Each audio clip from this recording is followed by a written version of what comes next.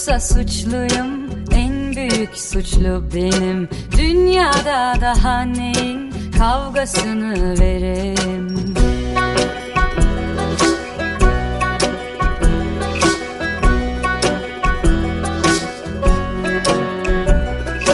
Masanın ucundan baksan, ellerini uzatsan, dünyada daha neyin kavgasını verim?